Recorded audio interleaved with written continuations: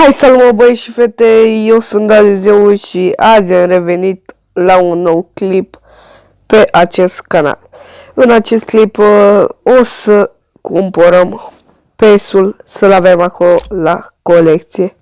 Bun, am băgat și noi aici 832 de diamante și ce să zic, hai să luăm și noi PES să-l colectăm. Sta să colectăm și astea aici. Așa. Luăm și placa, asta e mișto, forță. Așa, deci hai să colectăm, să luăm și noi PES-ul, stai să luăm și cutia asta de aici, bună. Ne da pe dragonul ăsta.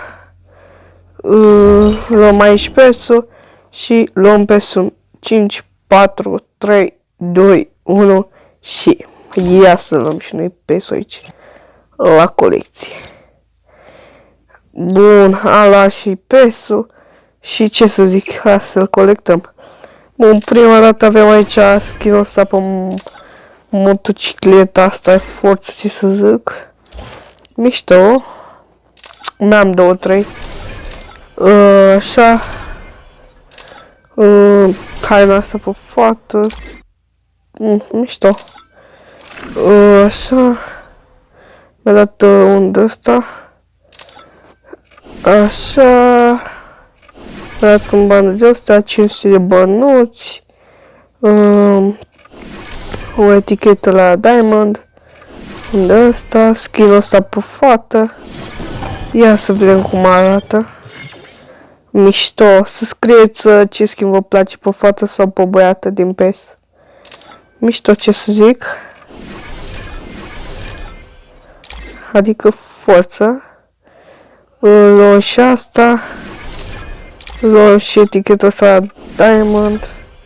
Luăm și asta, experiul ăsta. Ia să vedem dacă ne pică pe MP5. Ne-a picat doar una. Nașpa. Dăm aici. Cuțitul, mișto și cuțitul, dar am banana oricum. Am și banana la colecție acolo. Etichet la ăsta, mai știu cum se numește, mâncare la asta, așa. Luăm și asta.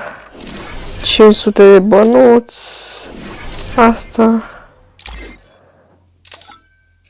Așa. Skin-ul ăsta pe bizon. Mișto, ce să zic, când am uitat să-l echipez, dar echipez după. Așa. Fața asta mișto. O piatră la ăsta. La incubator, așa. Ghiozdanul ăsta, să vedem cum arată. Ghiozdanul, dacă mă știu, cred că ghiozdan e. Sau nu, e ok, am crezut că... Deci e bun, e de ăla, de box de ăla, așa. Mâncare iar. Din asta. 10 din astea. Ăsta e ghiozdanul, da, ăsta e ghiozdanul. Băi, mișto ghiozdanul, îmi place că arată puțin mare. Nu, e forță, ce să zic. Are efecte, de-aia e mișto că are efecte. Frumos ăsta. Avem și un emote aici. Mișto și emote-ul. Avem 5 cutii, le dăm în... Ia să vedem dacă avem noroc să MP5 pe MP5. Ia că ne-a picat 5 pe MP5. Famas, astea nu le avem, nașpa. Luăm și emote aici, o să le echipăm. Și astea, și mâncarea asta aici. Așa. Ăsta și ăsta skin-ul pe băiat, forță și să zic. Mișto. Ia să le luăm, așa.